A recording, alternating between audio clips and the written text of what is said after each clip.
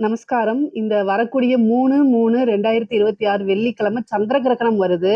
இந்த சந்திர கிரகணம் வந்து பூர நட்சத்திரத்துல வருது. பரிகாரம் எந்தெந்த நட்சத்திரம் செய்யணும் அப்படின்னா, சிம்ம ராசி பூர நட்சத்திரத்துல வர்றதுனால, சிம்ம ராசியில இருக்கக்கூடிய மகம், பூரம், உத்திர நட்சத்திரக்காரர்கள் கட்டாயம் பரிகாரம் பண்ணணும்.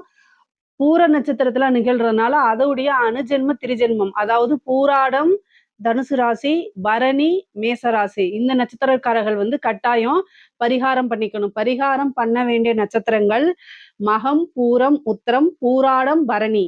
ஓகேங்களா? இந்த 5 நட்சத்திரக்காரர்கள் வந்து பரிகாரம் பண்ணிக்கணும். என்ன பரிகாரம் பண்ணணும் அப்படின்னா, ஒரு பனை ஓலை எடுத்துட்டு நான் மந்திரத்தை கமெண்ட்ஸ்ல கொடுக்குறேன். அதை பார்த்து எழுதி அதை கையில கட்டிக்கலாம். அது சின்ன குழந்தைகளா இருந்தா நெத்தியில கட்டி விடுங்க. சப்போஸ் உங்களுக்கு பனை ஓலை கிடைக்கல அப்படின்னா தர்பையாவது வந்து என்ன செய்யணும், கொஞ்சம் கையில கட்டிக்கங்க. கட்டிட்டு அந்த டைம்ல மெடிடேஷன் பண்றது, உங்களுக்கு என்ன மந்திரம் தெரியுமோ அந்த மந்திரத்தை ஜபம் பண்றது, இதெல்லாம் பண்ணணும். காலையில வந்து பாத்தீங்கன்னா 10 மணிக்கு முன்னாடி சாப்பிட்றணும். இந்த கிரகண டைம்ல வந்து இருக்கிறது ரொம்ப ரொம்ப நல்லது. அதுக்கப்புறம் கிரகணம் வந்து 7:53க்கு ஃபுல்லா முடிஞ்சிருது. கிரகணம் வந்து முடிஞ்சிருது.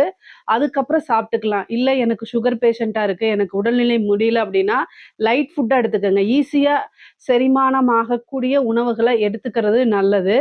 அதுக்கப்புறம் வந்து குளிச்சுட்டு, கிரகணம் முடிஞ்சதுக்கப்புறம் குளிச்சுட்டு, உங்க வீட்டுக்கு பக்கத்துல எந்த கோவில் இருக்கோ அந்த கோவில்ல போயிட்டு 2 தீபம் போட்டு இறைவனை வணங்கிட்டு வாங்க. இது ரொம்ப ரொம்ப நல்லது.